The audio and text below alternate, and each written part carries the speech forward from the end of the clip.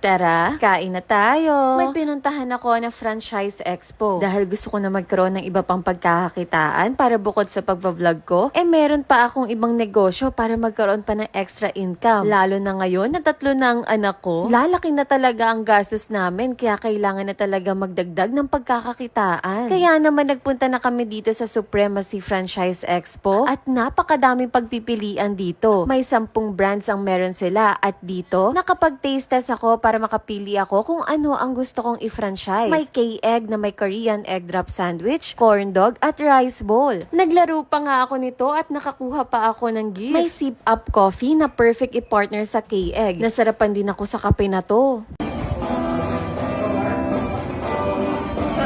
Supreme Burger na may buy one take one burger. Tapos may tocino at longganisa burger din kaya kakaiba. K-balls na Korean food, mix siya ng japchae, rice, mixed veg at bulgogi. Meron din silang takoyam na takoyaki. Koti pag gusto mo mag-franchise ng milk tea shop.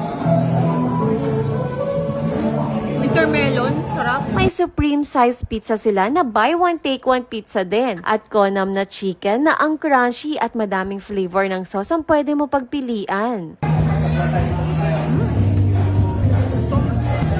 Sarap. Napakadaming pagpipilian talaga ang pwede mo i-franchise. And for only 16,988 pesos lang, pwede ka na magkaroon ng sariling negosyo. Pero for me, ito ang pinaka nagustuhan ko dito ay itong K-Egg. May chicken katsu, classic, spam na one of the bestseller nila, bacon, bulgogi na bestseller din sa kanila, at meron ding ham. May rice bowl din sila, may spam at bulgogi rice bowl. Tapos madami silang variety ng corn dog.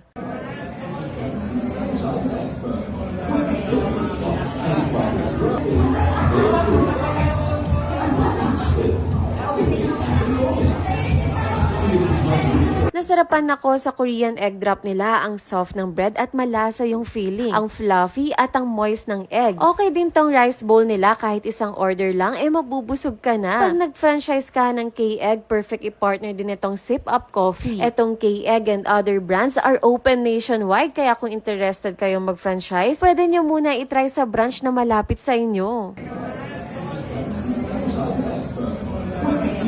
Masarap.